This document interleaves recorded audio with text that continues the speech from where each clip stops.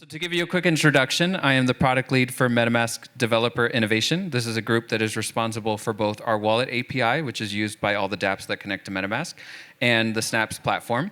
I know Francesco already asked this, but how many of you are familiar with Snaps?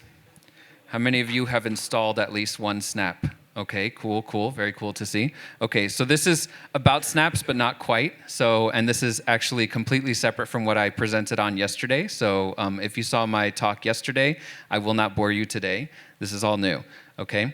So I'm gonna be talking about permissionless wallet security, but I first need to I need to set some context for this. So let me see, how do I advance this? Strange, yes, okay, cool. So for starters, I don't think it's controversial to say that the decentralized internet as it is today is a jungle, okay? And if you can imagine a typical user of the decentralized web, like this young boy here, who is maybe very optimistic and enthusiastic, and he thinks he's gonna make lots of money from meme coins and pictures of monkeys, right? And alongside him is his trusty companion, MetaMask. And MetaMask is maybe a little bit more apprehensive, right? You can tell by the facial expression that MetaMask knows it's a jungle out there. And so for starters, I just want to say, let's acknowledge that this is a jungle. And there isn't much to help this poor young child navigate this jungle, but that is what we are trying to do. So when we talk about wallet security, I'm not going to talk about how we make the wallet application itself a secure application. If you're interested in that topic, talk to me afterward, and we have lots we can say about that. But it's more about how the wallet can keep users secure. How can the wallet help users navigate the decentralized internet, or as we call it, Web3, safely? And the reason that this is so important is because the promise of Ethereum, what the decentralized internet offers, what blockchains have enabled, is maximum capability. Anyone can make a smart contract and deploy it. Anyone can make a dApp. Anyone can make all kinds of new functionality, new primitives, new composable interfaces, and so forth. And for users, that's exciting. They want access to this variety of functionality that is available to them. And they expect the wallet to be able to give them access to all of that. But of course, when you have maximum capability, in turn, you have maximum potential for risk.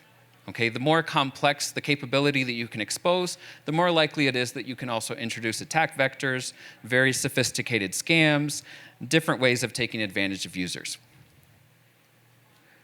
And so for users, how are they supposed to know what is safe and what isn't? Imagine that all of these robots are different applications that a user could interact with. Maybe each one of them is a dApp. And how can a user tell which one is safe? Maybe they look at the one on the right and think that one looks maybe suspicious. He has a bit of a mischievous face. He looks like he's hiding something. But actually, sorry, the 1-3 from the right is a drainer.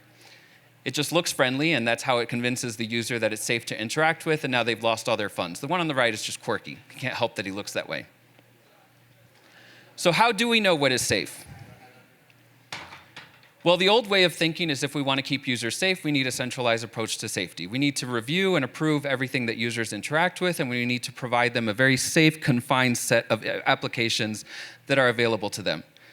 And I totally understand why people have this approach, but the reality is this approach doesn't always work. And there's many examples of how this approach doesn't work.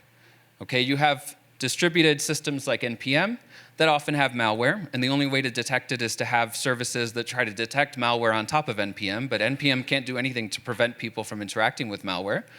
But then you also have things like, okay, the Microsoft App Store.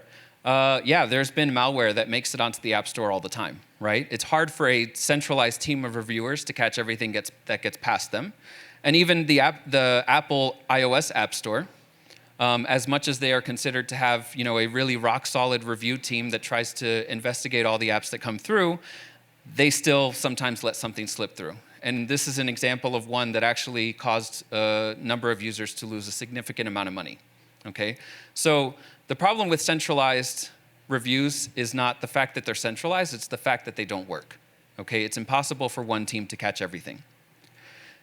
Now, we know that people want to explore the web without limits. They want to be able to interact with everything. So how can we empower them to do that safely?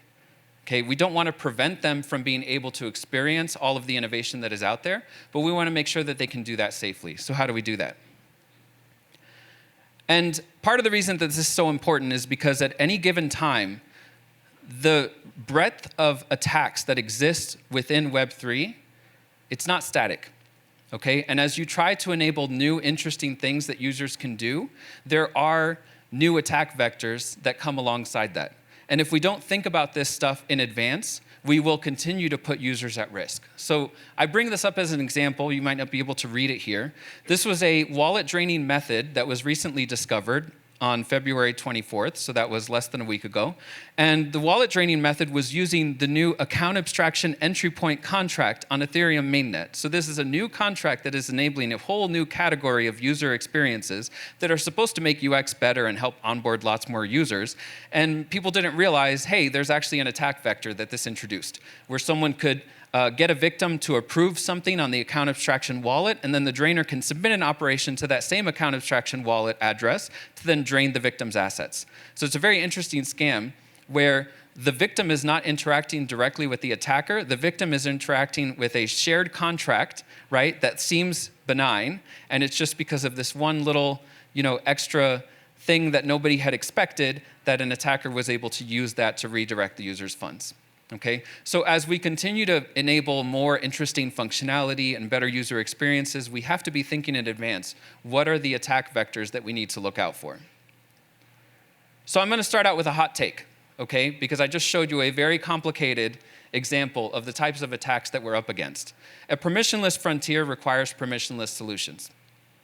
In order to capture and protect users from all the different ways that they can be scammed, we need to be able to enable all of the innovation in the security space and all of those who can contribute to keeping users safe to be able to help us do that.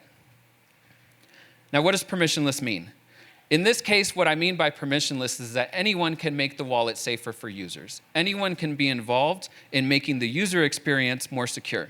Anyone can be involved in protecting users, which is what we all want to do. And part of the reason that we have a shared incentive to do this is because what we're really doing is contributing to the sustainability of the industry as a whole. We're contributing to the likelihood that users want to continue to use this ecosystem that we're building together. So it's a shared responsibility, and there's a shared incentive for us to do this together. Now, the reason that I am talking about this is because we have built a system that facilitates us to do this. And we're in the very early stages of this, and what I really want to show you is more about the long-term vision. But this is why we built the MetaMask Snaps platform. The idea behind MetaMask Snaps is anyone can build applications that run inside of MetaMask and modify and augment the way that MetaMask works. And these snaps can inject into various user experiences, into various operations that users do in the ecosystem, in how they interact with dApps and smart contracts and so forth, and can help the user have more information, have more protection, have more ways of understanding better what it is that they're doing. And the reason that this is so important, again, is because we recognized at MetaMask that we cannot possibly protect users alone from all of the different things that are going on. And in some of the talks earlier today, you heard about different ways that we're partnering with others in the ecosystem who are helping us protect users, right? And so we partner with various entities to maintain ETH Phishing Detect, which helps us detect malicious dApps. We've partnered with Blockade to help flag malicious transactions and signature requests for users. But even with a handful of partners, it's not enough. How can we enable maximum participation and maximum collaboration to really prevent users from being scammed across all the different ways that they can be attacked in the ecosystem? So today what we have with MetaMask Snaps is what we call transaction insights. And right now you can go into the MetaMask Snaps directory at snaps.metamask.io, and you can install all of these different transaction insight snaps that are currently available. And all of these transaction insight snaps seek to do the same thing. If you're about to make a transaction and that transaction is risky in some way, they exist to warn the user and try to prevent the user from making a mistake. And they have different operations that they do in order to help keep the user safe. Some of them do simulation, some of them do filtering, some of them have attack databases, some of them have various bots that they employ or that are running that can try to help identify potential malicious addresses or contracts. Some of them even have ways to integrate, if someone is a known scammer, like an OFAC known address that has participated in attacks before. So there's all these different ways that these different providers are protecting users. And what we believe at MetaMask is that if you have multiple assistants that are able to identify attacks in different ways, you have a much better comprehensive attack security, right? So you have much more comprehensive security from potential attacks. So this is what we have today, but I want to show you next what we're shipping very soon. So two of the features that we have coming very soon are what we call critical severity triaging and signature insights. So I'm going to show you some demos of each one. Okay, so signature insights is like maybe half of all the potential ways that users can get attacked right now, right? Transaction insights are great, but signatures is a whole other dimension. But first talking about transaction insights. So what we wanted to do was a way to increase more friction when the user might be about to make a dangerous transaction. Okay, so this is a snap that is able to show me some insights about the transaction I'm about to make, but it has this extra dimension, which is even if the user doesn't look at the insight itself, when they go to confirm, they get this modal that introduces extra friction that tells them this request may be risky. And the cool thing about this is if there are multiple snaps that identified the request as being possibly risky, in that modal, the user will see multiple snaps stacked together. So they'll be able to review in the case that's more important, which is when the request is potentially risky, they can review multiple insights that are coming from snaps and decide if they want to proceed. Now, in the next slide, I'm going to show you the other half of this, which is signature insights. So signature insights is something that we actually have as part of the hackathon here at ETH Denver, and we're going to be shipping to Flask in March. And what it allows you to do is provide the same insights for signature requests. And the way we've implemented it is similar to what I just showed you, which is that you can show a signature insight when a user is about to make a signature request that you think is risky. So I'm going to initiate a signature request here. And when I go to try to sign it, I will get a modal. And now you can inject a warning for a signature as well. So you can build a snap that does both signature insights and transaction insights. You can do one or the other, but now you can cover the full range of potential confirmation risk that exists within MetaMask. So those are two examples of what we're shipping very soon. But what I want to talk about more is that what we're actually building is a common foundation for what we call insights. And insights is ways that you can provide information about any sort of interaction that exists within MetaMask. So there are lots of different ways that users are interacting with the decentralized internet or with Web3 or blockchain protocols, et cetera, with other users. There's lots of ways that they're interacting within MetaMask, and there's lots of entry points for this type of information. And so what we're building is a common approach to saying, provide knowledge about anything that the user is doing. Provide knowledge about an address. Is this address a known address? Does this address have an on-chain reputation? Do they have certain identifiers, like a Farcaster username, or a Lens profile, or an ENS name? Or maybe they've been identified to be involved in things in the past. And even when they're just looking at an address, you could provide those insights. Or when the user connects to the dApp, just at the dApp connection phase, can you provide information about the dApp connection? Can you provide insights about what it is that the user's doing?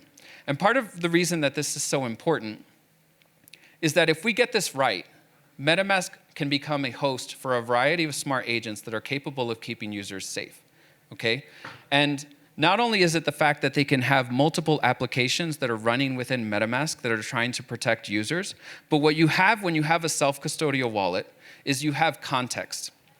The self-custodial wallet lives alongside the user as they are making their journey in Web3. Okay, so I've been using MetaMask since 2016.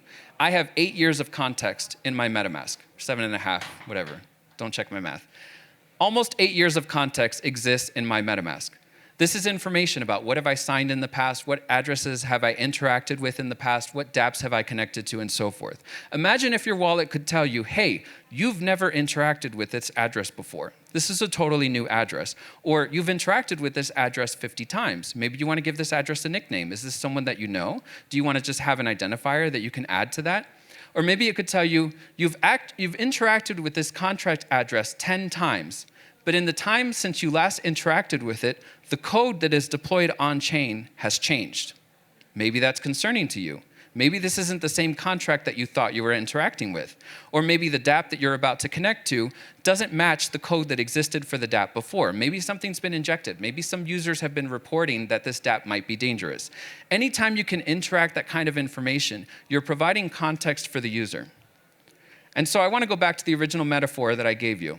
Imagine that same child is exploring the jungle, but not only is MetaMask along with them to help them through their journey, but a whole host of agents are able to run alongside MetaMask and help the user be safe and help the user understand what they're doing and how they're exploring this decentralized web that we're building together. Once we're able to do that, we're able to provide comprehensive security for a user in that they have many different ways that they're able to stay safe. I think that looks good. What do you think? Yeah? Okay.